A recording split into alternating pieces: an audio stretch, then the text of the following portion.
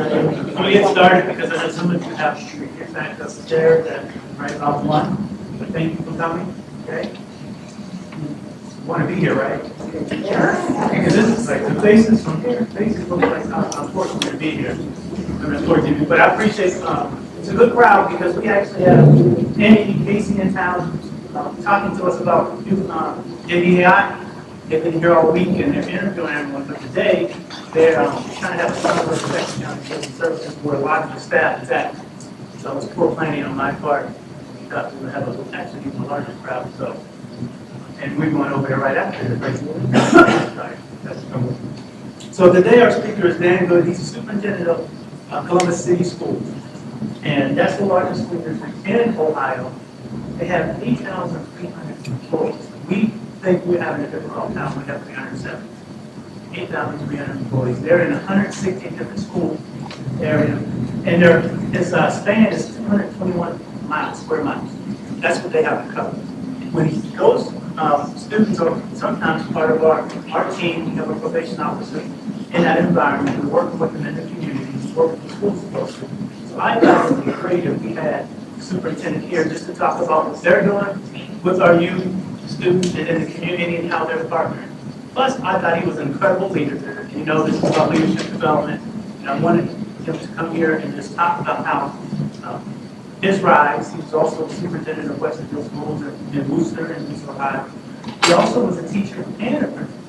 So he sat through all the things that you're dealing with when you talk to your student or your youth, when you walk up to these schools. He's been there. And if you talk to him, he still acts like a teacher. So, but I appreciate you coming, and I appreciate him coming to speak. You help me welcome. Well, thank you very much. I appreciate that. Are we on? Is this live? Can you hear? Very good. And I thank you for this opportunity. I think it's very, very important that we take time to honor and recognize public service in our community. And as many of you well know and often exemplify, service to the public is a calling. It's not just a paycheck, and we know it comes from the heart. It really does embody a personal drive to serve a cause greater than our own. And it's certainly that same passion that drove me into this profession now 35 years ago. And even after all those years, I can tell you, at this time of year, I get very, very excited about the start of a new school year.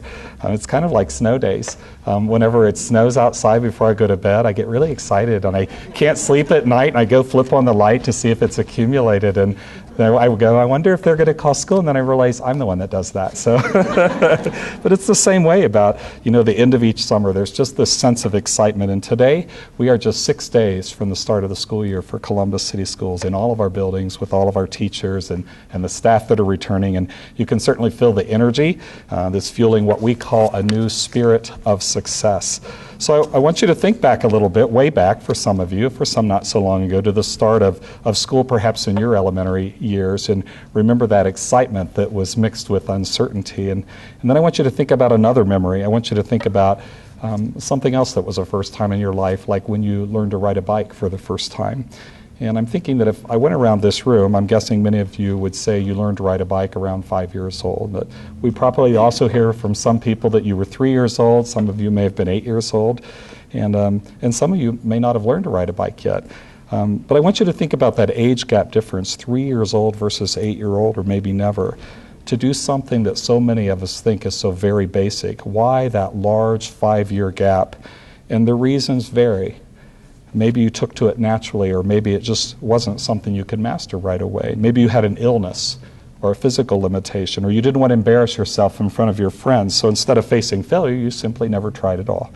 Maybe your parents couldn't afford a bike, or you lived in a neighborhood that didn't have a safe place to ride, or you didn't have anyone to show you how.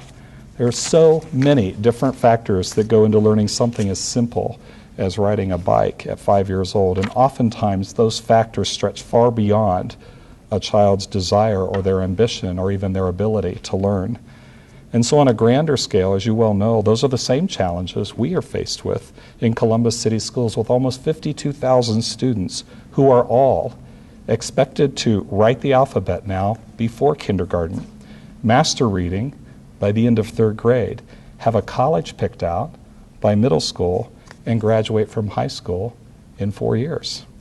Well, I'm proud to say that in our district, most do, in fact, meet those expectations. But just like riding a bike, there are many outside factors that go into students achieving that success.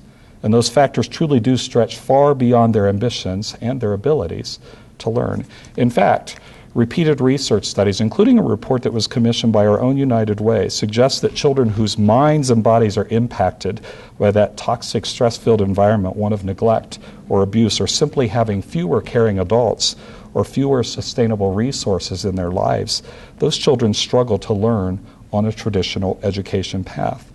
But that's not, nor should it ever be, an excuse for mediocrity or even failure. As I've said many times before, demography is not your destiny. All children can and must learn. And every child and every student, no matter how old, no matter where they come from, no matter what their body's limits may be, every one of them deserves that chance to follow a path to success. But to get there, we have to toss out that old notion that children all learn the same way or have the same resources at home. So in Columbus City Schools, I believe the path to success for our students requires three things. One, that we engage both the students and their families. Two, that we protect them from danger and from doubt. And three, that we create learning environments that are innovative and sustainable. And the more we do that, the more successes we see. And here's some evidence for you to consider. Over the past 2 years, the Columbus City School District has earned high marks for helping a greater number of students in our elementary and our middle school levels achieve not just 1 year, but more than a year's worth of growth in learning in both reading and mathematics. Many of our schools are now receiving A's and B's on the state report card, where before there had been D's and F's. And we did it not only by engaging children at an earlier age, by expanding the number of high-quality pre-kindergarten seats that were available throughout our district, and this year we'll expand it even more. We also put a real focus on reading. We engaged their parents. We launched a series of family academies designed to give moms and dads the tools and the tips to help their children keep learning at home. And as a result, 3 years ago, when only 42% of our students were meeting the standard for passage from 3rd grade on to 4th grade, now we are at 90.63% of students being eligible to move on to the 4th grade. And we didn't just do it last year, we've also done it this year. In fact, it'll be higher than that. We anticipate as high as 92% because today we're actually giving exams to students that participated in our boot camp this summer. So we know what it takes to get there and what to sustain that progress. Engagement of not only the students, but their families as well. Second, we're protecting students from danger, not only by keeping our buildings safer, but also by expanding a unique partnership, one with Nationwide Children's Hospital, for example, where we place nurse practitioners and behavioral health specialists in offices right next to our licensed school nurses. That's in up to 15 of our buildings this year. And as a proof of how powerful that partnership is, of the students that we served in the first phase of that partnership effort this past year, more than 70 of the students hadn't seen a family doctor in over 2 years. You can imagine an elementary age child who hasn't seen a family doctor. Consider the immunizations, the influenzas, the whooping coughs that they're plagued with. Beyond their physical safety, we're also protecting them from self-doubts. The belief gap in their mind that says an inner city kid can't be successful, or a doubtful parent at home who says our family doesn't do college. Across our district, we've expanded a successful mentoring effort, a mentoring effort which received recognition from the White House, one of only 10 recognized by President Obama as part of his My Brother's Keeper initiative. Well, this coming year, we'll bring in more college counselors and recruit more volunteer adult mentors to pair up with off-track students. Does it work? Well, we've seen how successful this can be. At the midpoint of this past year in January, we had just over 20% of a senior class at one of our high schools that was on track to graduate. And I don't mean that they were just missing a part of a credit or a half credit. I mean they had multiple credits they were missing. They weren't attending school. They had a number of disciplinary incidents. They hadn't completed their service requirements. So Dr. Keisha Hunley-Jenkins, who's here and we'll talk to you in a moment, recruited mentors to pair up with those students in that senior class. At the end of the year, we had tripled the percentage of students eligible to graduate. So in just 4 months' time, we were able to close that gap, and those students got a diploma and are now on to a job, to college, or to the military. Mentoring works. We're also creating learning environments that are innovative, with work in the classroom tied to the valuable in-demand jobs. Right now, more than 28% of our juniors and seniors take career technical courses. And this isn't like some of us had, which was home economics or shop class, wood shop. They're now learning cybersecurity, automotive diagnostics, high-end catering, construction engineering, environmental control repair. And almost all of these students graduate with A's and B's, oftentimes with college credits or industry certification, or both in hand, some of them with an apprenticeship, and many with jobs. And finally, we're making sure our efforts and our budgets are sustainable. So just 2 years ago, the beginning of 2014-15 school year, we slashed our budget by $50 million, trimming existing programs, reducing our forecasted projections. We closed underutilized schools, sold unneeded properties, leased buildings to organizations who wanted empty space. So we added $15 million too to the right side of our ledger. And you will see that in the next month or so, we'll look to sell about 13 more pieces of real estate, which will generate as much as $30 million for the budget. But these dollars allow us to reinvest in student success and maintain the buildings that protect and serve them every day. We also did another important thing over these past 3 years. We rebuilt the integrity of our data. We restored the faith of those who work with us, and we became a model of success as judged by those who were our loudest critics. When I started as superintendent just 3 years ago, the newspaper was filled on a regular basis with stories about data manipulation and mistrust. So in response, we aggressively implemented new steps to review and improve the way we collected data. We created policies to safeguard and monitor our numbers, and we increased their security. And then we gave the public unprecedented access to all of that data. So on our website now, you can actually access the first ever digital dashboard with insight into data on our student attendance and enrollment, academic achievement, even the number, right down to the number of cafeteria meals served each day in each building, whether for breakfast or for lunch, and who's eating. And it's updated every day. We've also added a financial dashboard that allows you to see every amount of every check that's ever written by the district. And it also tells where every dollar in our district comes from. We also launched the district's first mobile app with 24/7 news feed of information about our schools and students. In return for all of these efforts, at every level of our enterprise, we've been recognized as having some of the best public servants and practices across the state. The Ohio Department of Education, who was once very critical of our work, now says we are a model for how urban districts should identify and serve students with special needs. And the Auditor of State credits our new policies and procedures and safeguards for helping us turn around the district and put it on a new path to success. So we've restored faith, and we've opened our books, and we've proven our commitment to engaging students and their families, protecting them from danger and doubt, and creating innovative and sustainable learning environments. So it's time to do more, to move our success forward, and we don't sit idle or fall back. So this fall, our Board of Education is asking voters to invest a little more. On the November ballot is a 6.92 combination levy bond request. That's about $242 more on a $100,000 home. So it's less than $20 a month, less than $1 a day, about 66 cents a day. And the average price of a home in Columbus is just $116,000, so a little bit more than $242 a year. The majority of this new funding is dedicated to staffing and the operating needs of the district, the ways we engage and protect and create. With the levy's approval, we will implement a responsible 5-year growth plan, which would, among other things, expand our early childhood education further. We will add 5 preschools annually. We will place more social workers and licensed school nurses in schools. We will add support for special education students. We will be reducing the adult-to-student ratios in our classes by adding more instructional assistants in our priority schools.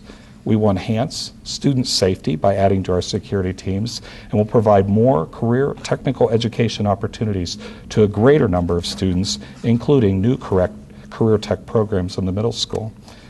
That ballot issue in November also includes a dedication of $125 million in bonds to begin addressing a more than $200 million backlog of building maintenance, repairs, and replacements across the district. So these are the kind of investments that are needed if we as a district want to better engage and protect and create. So you need to think back to that bike. We all begin with the same training wheels, but not every child takes that first solo ride at the same age or on the same sidewalk. Whether you have a child in our district or not, the success of our schools has a very direct impact on the success of our community and certainly all of Franklin County. As the largest district in the region and the state, with more graduates each year than most other Central Ohio districts combined, the future of our region greatly depends on the achievements that we produce. It's a huge responsibility for our community. But I believe, in the spirit of success, that renewed sense of purpose and pride in our work as educators and in our commitment to partnerships throughout our community. And if you believe that, then we will live up to that expectation and we will even exceed those expectations. And that's really the true calling of public service, committing to looking out for one another, working together, making a meaningful difference, and contributing to our community's shared success, and therefore forging a brighter future for generations to come. And that's the end of my prepared remarks, but I believe we're allowed to do a little Q&A, if I want. No. What sorts of questions can I answer for you? You get something, one of our probation officers who work closely in the school district. I have a question regarding, has there been any consideration or talks regarding uniforms for the kids? New forms? We actually have uniforms in most of our schools. It may not be in the schools that you're in, but almost all of our schools now have uniforms. And the good news is we work very closely with Charity Newsies, so they stock all of those uniforms, as well as shoes, coats, mittens, hats, and so on for the inclement weather days. Now, is it enforced consistently across the district? I will tell you, but it's not. And a lot of times we give some flexibility to our administrators to determine where it may be appropriate to enforce that and where it may truly be a hardship. So in those cases, for example, I'm thinking of a couple of high schools, we actually have wardrobes now. So we stock uniforms for them as well. We also have washers and dryers in many of our schools. As many of you know, a lot of times that can also be an impediment to children wearing the uniform each day. So we'll have a clean pair of slacks and shirt for them, and we'll go ahead and launder the others. So it's a great question. It's a great question. The uniforms helps to eliminate some of the bias, the classism that exists. So, other questions? I wish we had uniforms for the adults, because frankly, like this morning, I grabbed my son's belt. I shouldn't have done that. It's a little tight. So, here's the sad news: I don't really have a son. At one time, that belt fit me. So,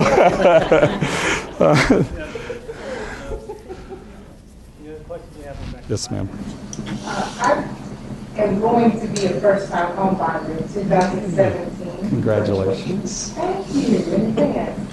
But I think I talked to my dad on Sunday, and he was asking me where was I in the process, and I said where I am right now. Well, I told him where I am right now, plan. But I said one of my hiccups is the school district issue.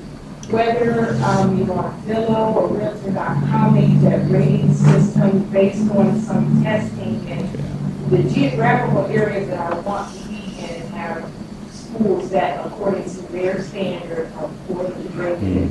And that's why what you just said resonates with me about the success of schools directly impacts the success of the community, because it causes people like me, where I've never lived in a suburb a day in my life, but now I'm considering doing that so that they're in a successful district and where it's not a lottery situation, because I'm just not the gambling type. And I know some people have households where their children go to 3 different schools because of the lottery system, but I guess I'm still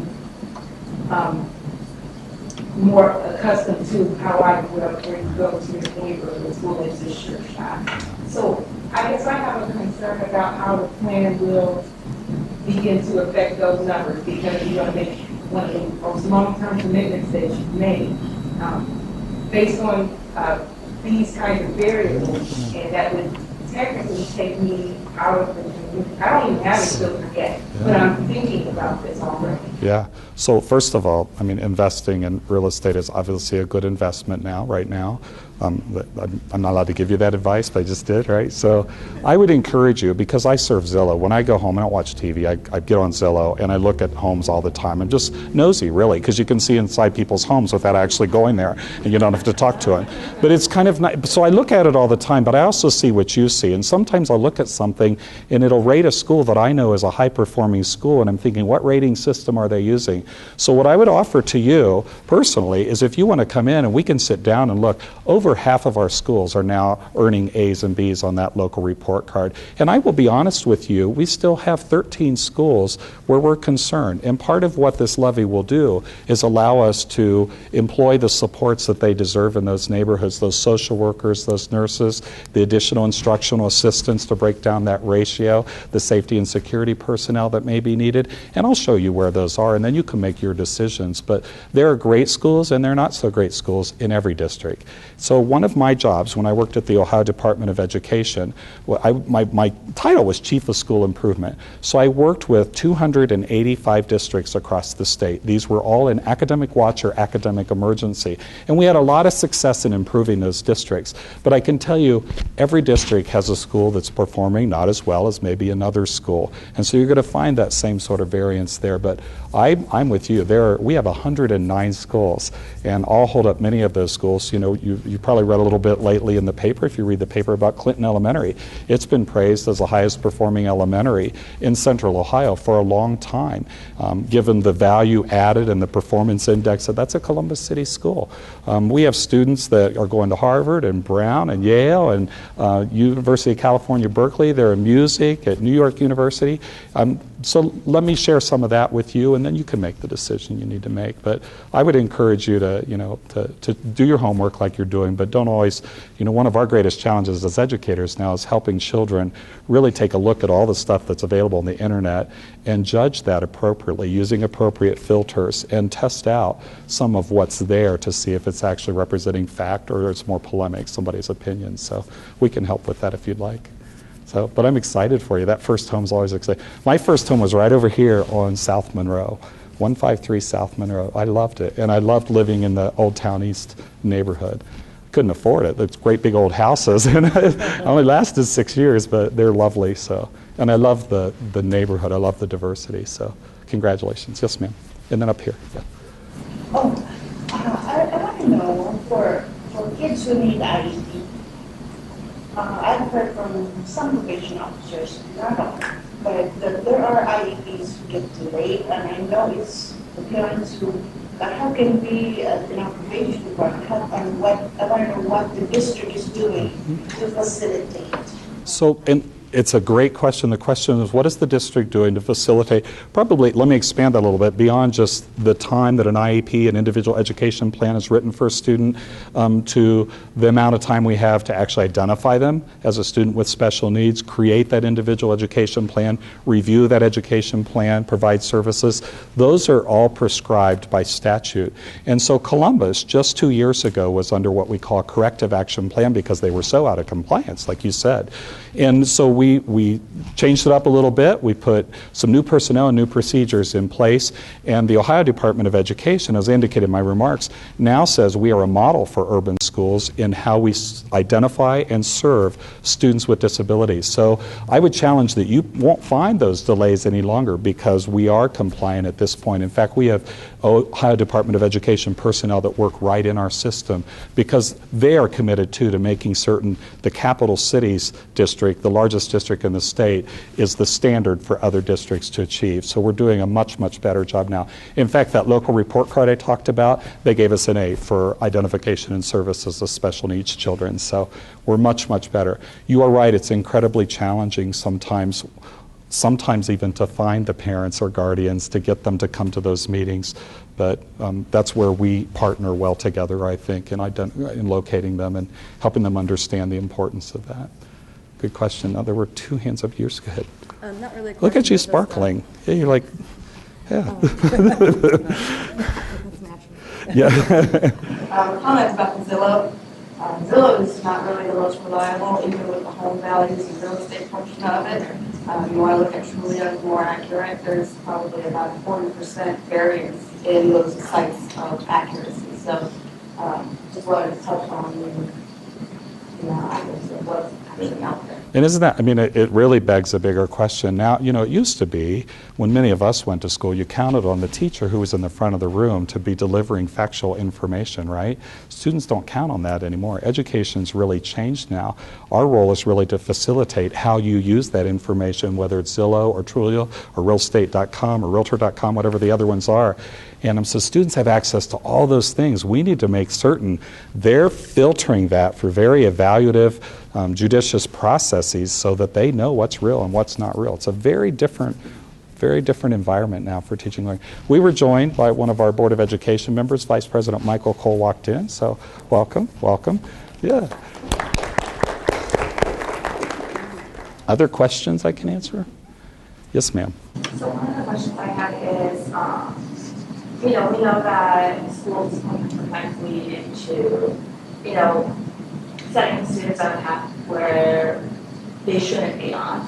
And so I know a lot of schools have been focusing on trauma-informed discipline practices or PBIS, or more social justice or restorative justice discipline. So is there an initiative at Columbus City Schools as a whole district, or is it up to the individual schools? How are you kind of addressing those new trends in student discipline? So, and did everybody hear the question? So with discipline, there are a number of different kind of methodologies that you'll read about. The ones that are kind of sweeping the media right now are restorative justice, social justice.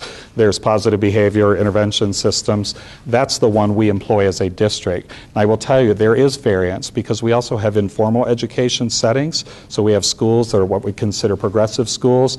In other words, it's more about helping students understand the different choices that are available to them, but allowing them then to have the natural consequences of those choices in a more informal, kind of a constructive knowledge or constructive social environment. But the rule of thumb for Columbus City Schools is we do use that PBIS. We are moving even further and further and further away from excluding children from education. This year we've hired Dr. Danielle Woods-Bomar to open our Alternative Education Center. And so this will be a place kind of like a step up or step down unit, if you will. So instead of expelling students or suspending students, they may just need some coaching. And as everyone in here knows, a lot of times the issue is more with the adult in the classroom and the student than it is student to student in the classroom. So we need to equip our students with ways to navigate those relationships and understand how to make choices that would end in a different consequence. But we also need to do a little bit more about their understanding what all of those consequences we don't initially see. That's what restorative justice is about. How does that impact home? How does that impact your mother's circle club at church? How does that impact people at the workplace whose children were in that classroom, so that they understand the universe of impact of those decisions? That's really what restorative justice is all about. PBIS does the same thing. It's what Columbus embraced a number of years ago. We continue to train in that regard. I'm very, very pleased. When we look at our discipline data, we've seen a significant reduction in level 1 offenses, which are kind of the insubordination offenses, but when someone swears at you or, they won't follow your instruction, those sorts of things. And you will also see where we no longer suspend for truancy, for students being out. That never made sense really that anyone did that. Our board was actually one of the first to have a policy that prohibited that, and we followed that practice. Obviously, it always takes a little while to implement all those things, but we've done that now. There will probably be legislation that's approved this fall or in the winter after elections that prohibits every district from doing that, and also puts a different filter on the old zero tolerance policy. You remember if a student even exhibited a level 1, you had the right to exclude them from education. The parent had to come and pick them up. You began to count the number of days they could be suspended. And anymore, it's more of a coaching model. Again, the other thing that I continue to talk about, and you know this better than anyone else in the county, those things are symptomatic of much deeper, broader issues the students bring to school with them.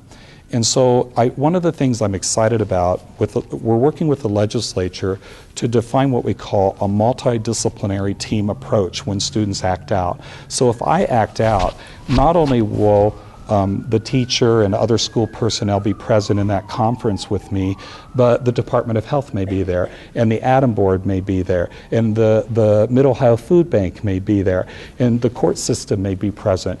And when the parent comes in, then we begin to get a better snapshot of maybe why the child's acting out. I tell the story about Larry in April of this past year. So in the winter, we have to make a decision when it's really, really cold whether or not we're going to have school. And we have to do that about 3 o'clock in the morning because our buses are fueled with diesel fuel, which gels at a certain temperature. So I have to decide by 3 or 3:30 whether we're going to thaw the fuel to run the buses that day.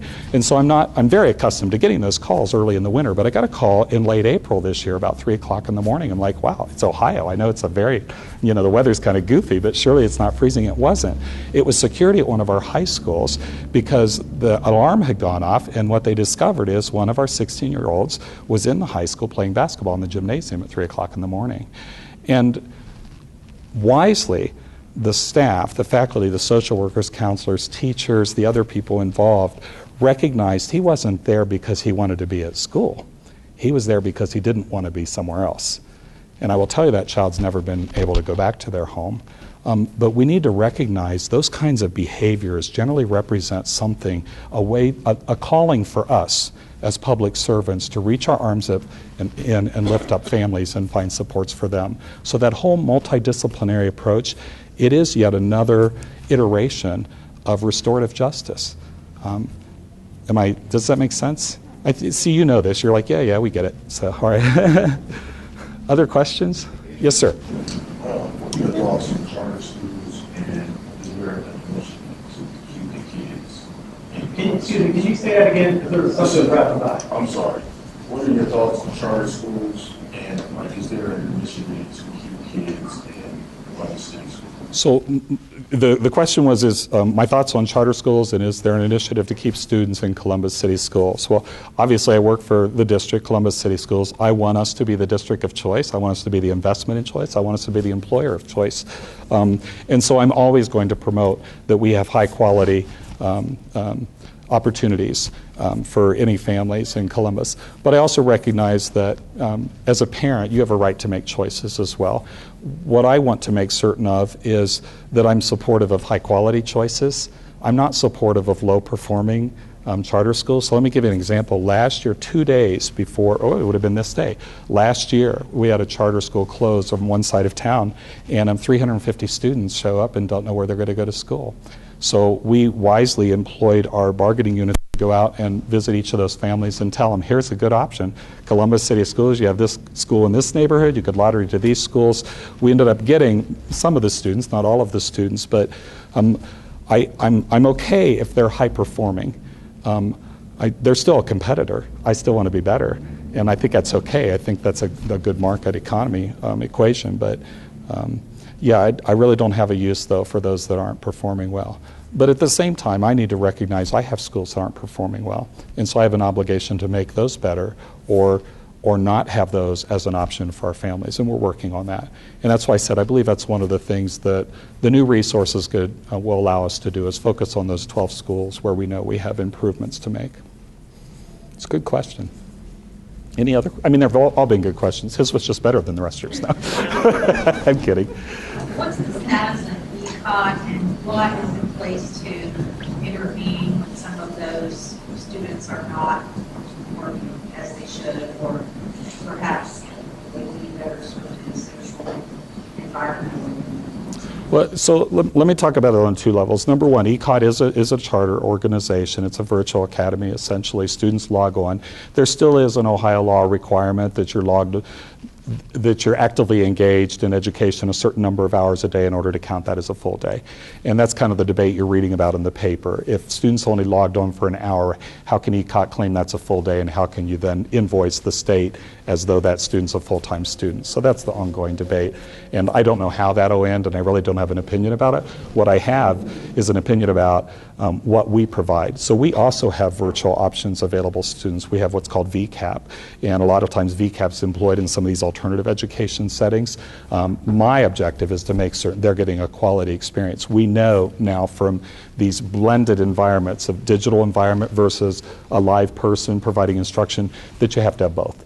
That very few students are able to learn something virtually and then assimilate that information, meaning they kind of internalize it and apply it then in a foreign context or in a new situation. When you can do that, you know you've really learned it. But they're unable to do that, and a lot of times they need the coaching, an individual, a live person, to help them make that transition. So that's what we do with our VCAP programs, and those will be available, and we're watching closely the number of students that live in the Columbus City School District, that if ECOT is not an option for them next year, that we're prepared to accommodate them either as a student, a belly button in a seat is what we call it, or through our VCAP programs. So, and I think it's interesting. You know, it's funny because when I went to college back in 1979, my biology class, I remember, was all online like that. But there was so much I didn't really understand. I mean, I could still score well on the exams, but I wasn't able to transfer that information into a new setting or a new context, and that's when those recitation classes really helped me. And it's kind of the same principle, We'll see how that all plays out. It's interesting, because there's a lot of political overtones that play as well. I don't think ECOT's a bad product. I just think the way it's implemented and deployed, there are probably better ways to enhance those experiences to ensure the students are getting a quality learning experience. Yes, sir. You had a chance to mentor another superintendent who was facing the same challenges that you were facing Kansas superintendent. Why'd you look over there? Because you want to see how young I was when I... How would you mentor that person? What would you advise them to do? What practices would you encourage them to do that help meet compliance to reach the goals of that school? Well, one, it's not Dan Good's school district. The school district belongs to the community. The community elects a board of education. They collaboratively set the goals for the district. Those goals are articulated through policies, which is what a board sets, and then it's my job to implement those policies. So one, you can't come in omnipotent and think that you know it all, nor can you come in and say, just because it worked here, it's going to work here. And what you learn very quickly in a district this large is even what works in this part of town isn't necessarily going to work 2 blocks this direction. You really have to tailor and customize your approaches, but I think you can use that same lesson no matter what size district, no matter what role you're in. You have to be very situational in your responses. I think the key is being collaborative, meaning you engage a lot of stakeholders and constituents in that process. Vice President Cole had led a listening tour just 2 years ago now, where we were all over the city listening to people and hearing what they had to say, what they wanted for their schools, what it would look like when we had achieved their expectations. And you have to be iterative about it. So you put that out there and see what resonates over here in this part of town. Does it resonate the same way up here? And we continue to modify and understand that it's completely dynamic. You know, the days of these static strategic plans are over in every industry now. Strategic plans are now living documents, and you have to be nimble in order to be effective so that you're responsive to contemporary issues and situations. So I don't know if that's advice or it's more a coaching. I think probably the best models now, as you know, and what many of you do as probation officers is you interact with the individuals and you help them, you kind of understand what they're thinking, you offer a different perspective for their consideration, but you honor ultimately that it's their choice. Consequences aren't always their choice, but it's kind of that same mentorship, that same coaching model. And since you introduced mentorship, this would be a good time for me to introduce to you Dr. Keisha Hunley-Jenkins, who really brought the mentor program to Columbus City Schools. And it's an absolutely amazing program with some ambitious goals for this year. And I think some of you may be able to help us out there.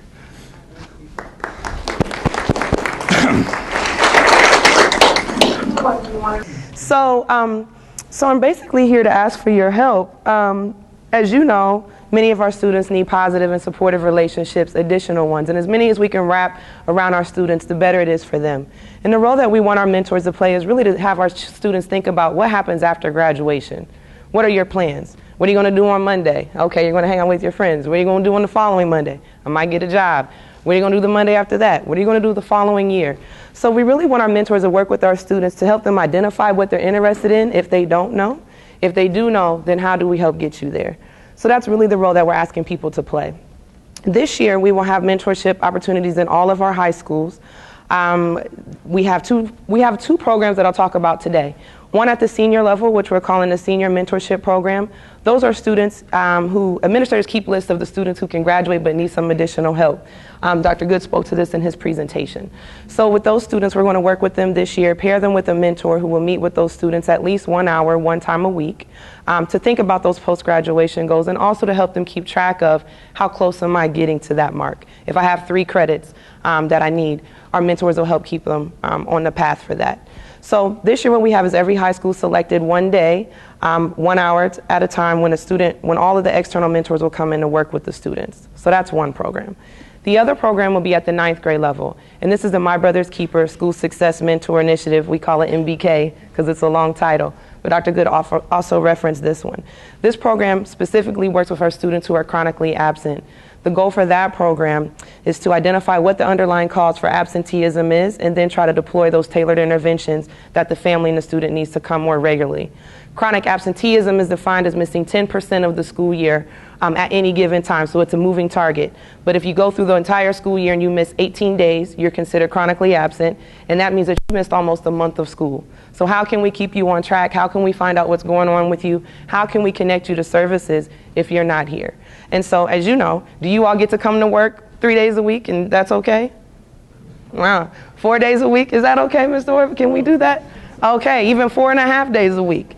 Right? And so those are the messages that our students need to hear. School is trying to prepare you for life. That's what our role is. And so you need to be accustomed to showing up every day. Showing up is everything. And so that's what that program is. For that program specifically, we'll pair the students with internal mentors. And as Dr. Good said, we're trying to wrap our arms around our students as much as we can.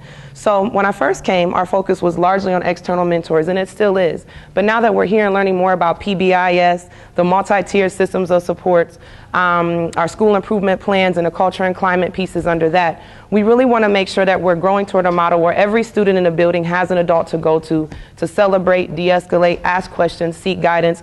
We would love to have a school environment where as new students come in, because we do have high mobility, we would love that when our students come in, there's a staff person that volunteers to say, hey, I'll work with this student, make sure that they have a smooth transition, make sure they can come to me for questions. And then now when we bring in that external mentor, that's an additional support.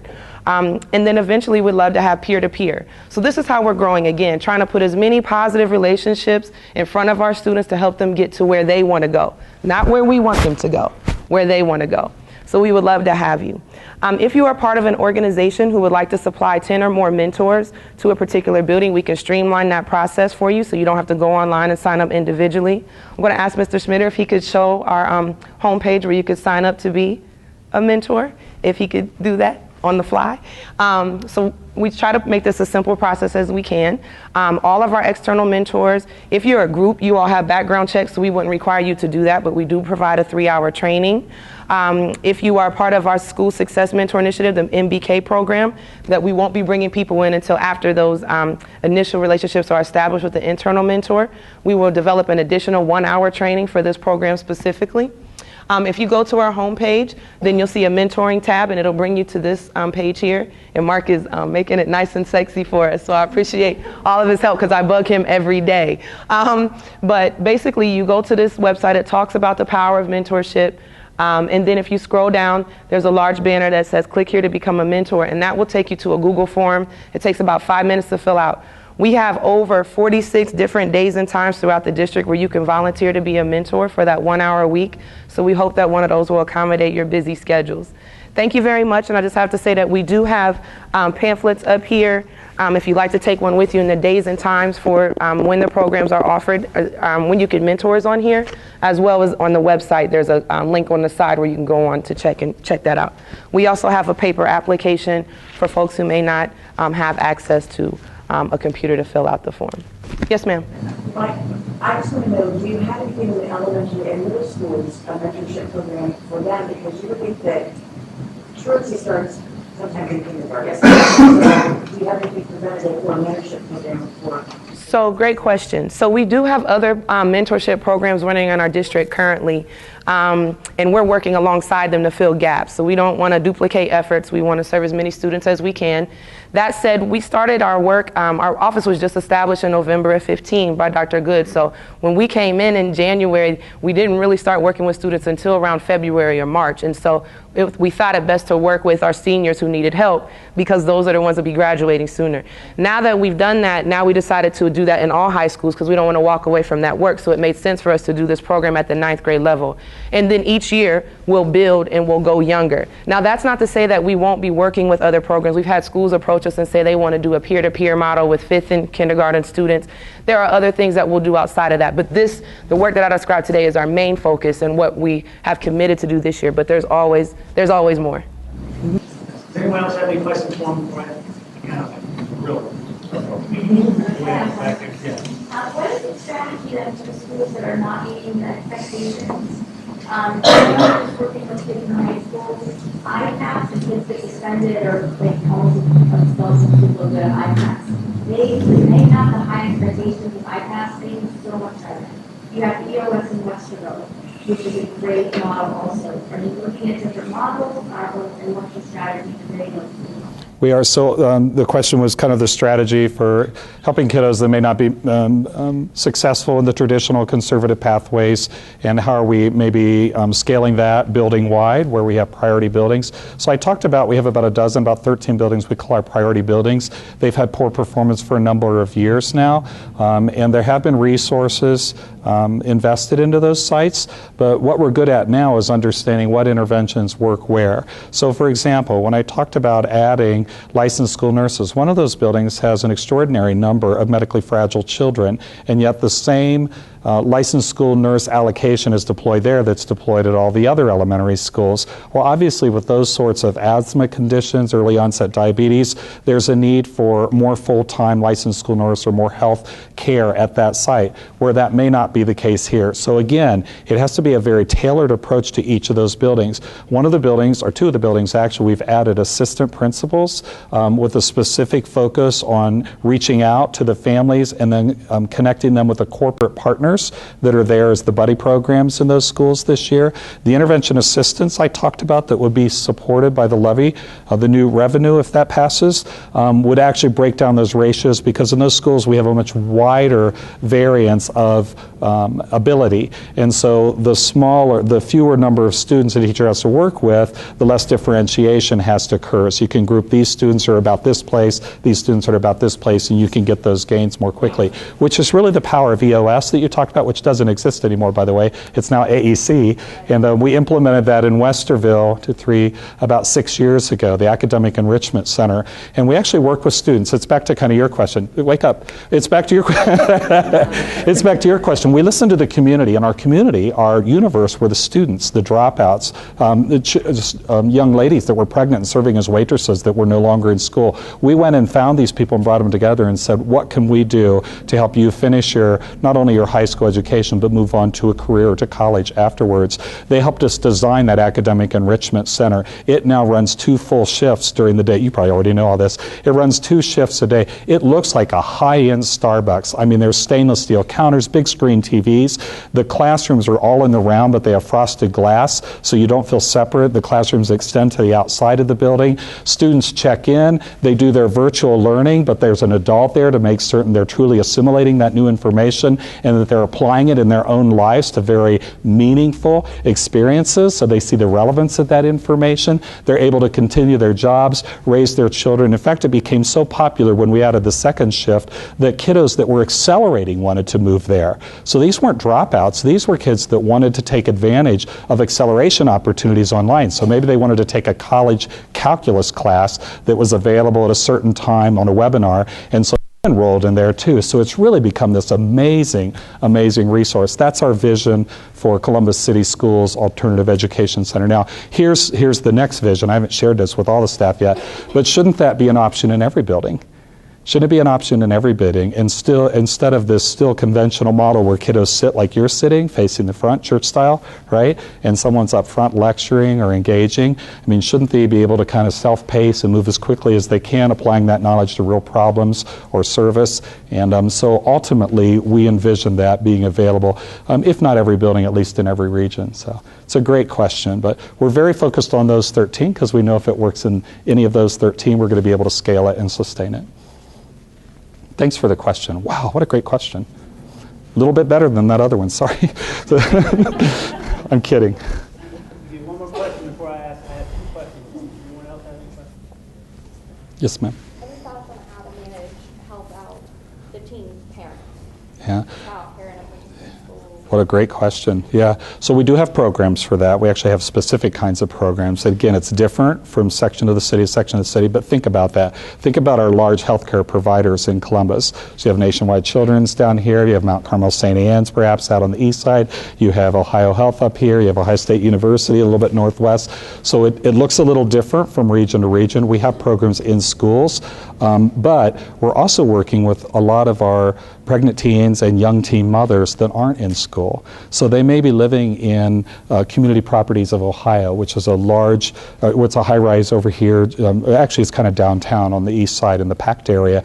And so what we're looking at is not only providing those pre-kindergarten experiences for the children, but providing education, flexible education, so whenever the mother's available to complete their GEDs, but not just that, also get their work skills training. So we're working with the city and with Columbus State to make certain if they want to become a nurse, they can enroll in an STNA program that moves to an LPN program that moves to an RN program and a bachelor's program. So we're helping create those pathways. If they're over 21, we offer commercial driver's license training for them, and we'll hire them then. So we have instructional assistants. We have a lot of different kinds of positions available.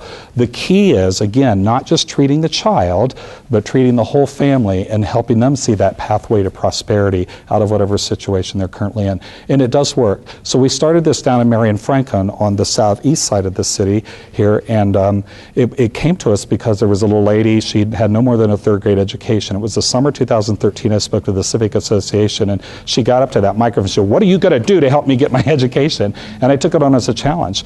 And we talked about what her situation is, where she felt safe going. We actually have a community, Columbus Metropolitan Library satellite down there now at the Old Beery Middle School down near Marion Franklin. We have GED classes, we have commercial driver's license classes, we run the STNA nursing program, we're teaching secretarial skills and early childhood care, all positions that we hire for. Our oldest student is 73 years old. So she's there now finishing her GED, getting her work skills training, and she goes home, and now she becomes the model, the aspiration, the exemplar for the grandchildren that she's raising. So we've helped to change that narrative in the home. Well, Mary's helped herself change that narrative. We didn't do it. We were just there to provide the tools and for her. So it's that same sort of vision, and we're doing that now with Community Properties of Ohio. So a great question. But again, it really has to be tailored. You know, we keep thinking you can do this one thing and it's going to work everywhere. I haven't seen it yet. And in fact, we don't see it in any urban schools in the nation. So we belong to organizations and we all compare notes. And so I'm sorry, talking too much. Yeah. So here's my question. This is about leadership development. And let me position the question. We have a gentleman, Brian Phillips, who's our IT director. He also was the IT director for the New York City. Okay. So he helps us out in our juvenile detention and working with Columbus City Schools and bringing curriculum there for our youth. So he understands the nuance of IT and education. We also have a probation officer who probably has left, but he's not. He's going to be a teacher.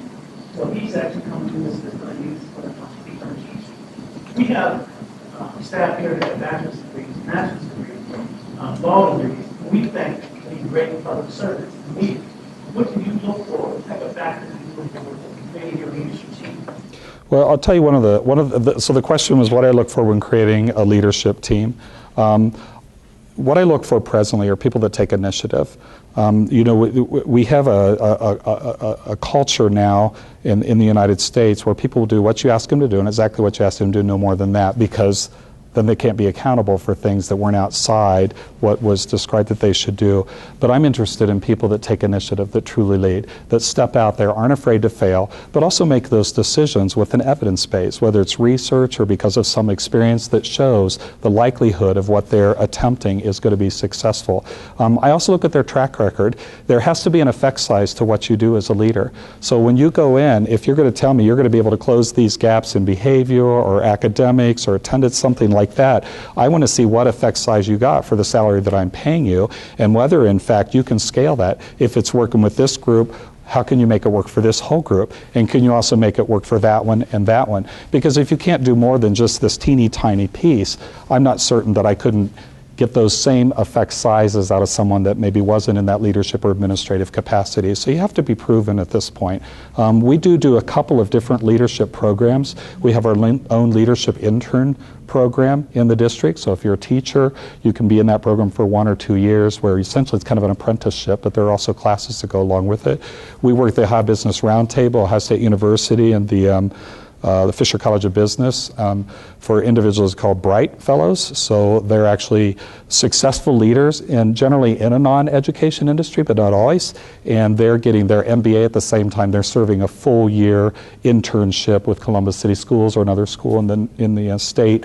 And at the end of that year, if they're ready, then we offer them a position as well. We do mentoring for all of our administrators. So we invested heavily my first 2 years in training our top performing administrators through the National Elementary School Administrators Mentor Program, which is kind of the gold standard, the blue ribbon standard for mentorship programs. So those individuals partner with others that maybe aren't at that same level of performance yet, but have the propensity to be. So we do a number of things to support people on that journey. It isn't just that you had to be successful, but in Columbus City Schools, the stakes are too high. Actually, in education, the stakes are too high for me not to have some guarantee that you've had some success and you probably have the ability to scale that and be very effective in a larger settings. Does that answer your question? Yes, it does. So, I just made it up. I wasn't really sure what. So my follow-up question is, you have these leaders, and they also lead. What are your expectations for your staff and how they develop their staff?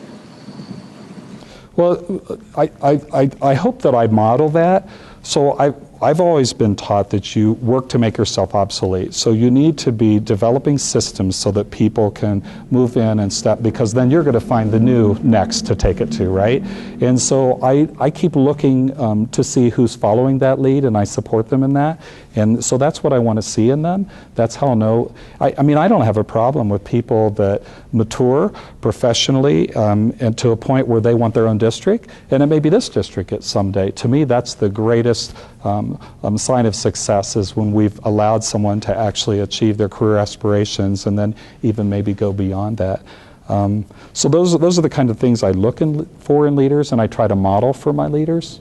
Does that make sense? Yeah. Okay. Yeah.